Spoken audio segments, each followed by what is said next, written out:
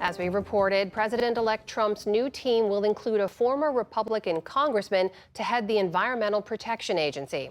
William Brangham takes a closer look at the stakes for energy, environment, and the climate. Now, that nominee is former Representative Lee Zeldin of Long Island, New York, and he has long been a staunch Trump ally.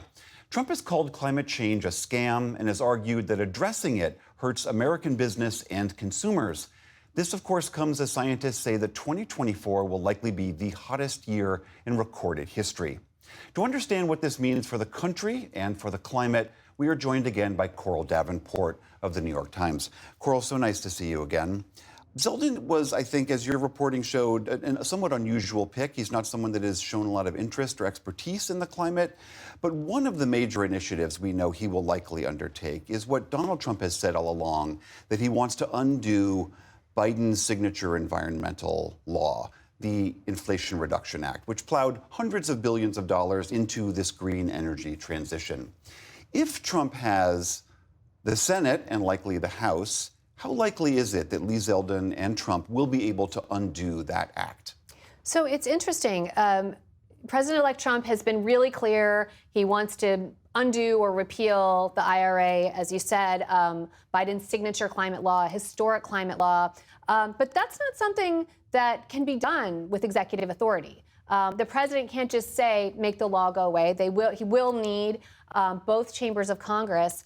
And even then, even with the Republican majority in both chambers of Congress, it's not entirely certain that that will happen. Remember, with the Republican efforts to undo Obamacare, that was the health care law, in the first Trump administration, they had both chambers of Congress tried again and again to repeal it and did not have the votes. The famous John McCain thumbs down moment. Exactly. And in this case, one thing that's really interesting about the IRA is so much of that clean, green energy money is by design 80% going into Republican districts. So a lot of that money is flowing into clean energy factories in Republican districts. Those factories are being built, have been built, they're already creating jobs.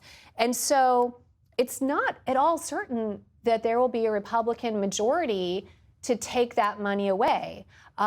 It will be very interesting to see, that political kind of resilience is built in to the structure of the law.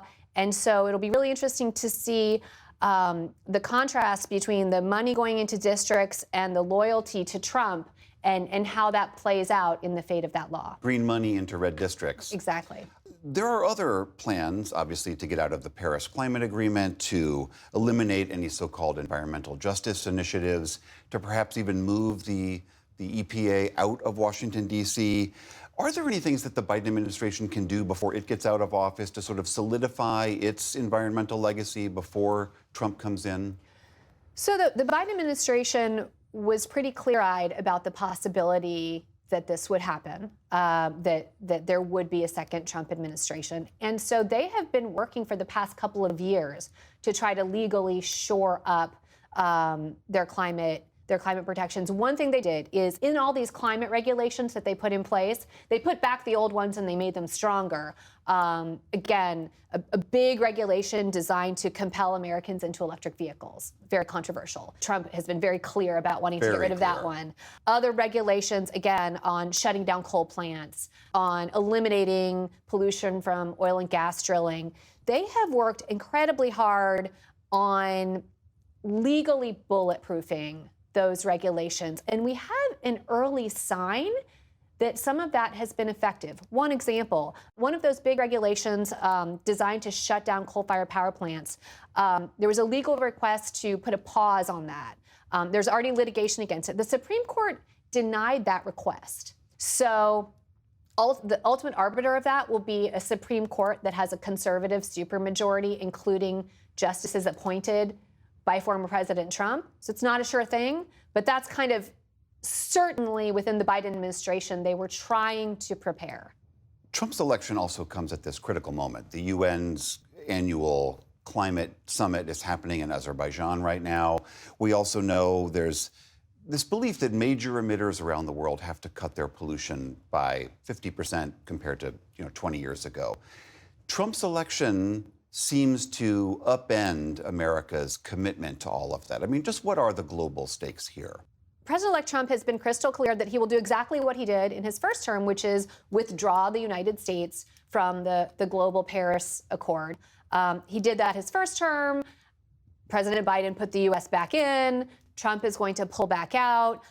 This time, however, it seems likely that Trump will not just pull the U.S. out from the agreement, the accord, but from the underlying United Nations legal structure for that entire accord, which would make it a lot more difficult for the U.S. to ever rejoin. It would be a much more permanent step. And the message that sends to the rest of the world is very much the days of thinking that the U.S. will ever be a reliable partner on addressing global warming are over. The U.S. will never have credibility in this space again. And as you say, it's coming at a crucial moment. Scientists say there's about 5 years left. By 2030, the major economies have to cut their emissions in half. The U.S. will not meet that target. Coral Davenport of the New York Times, thank you so much. Always great to be here.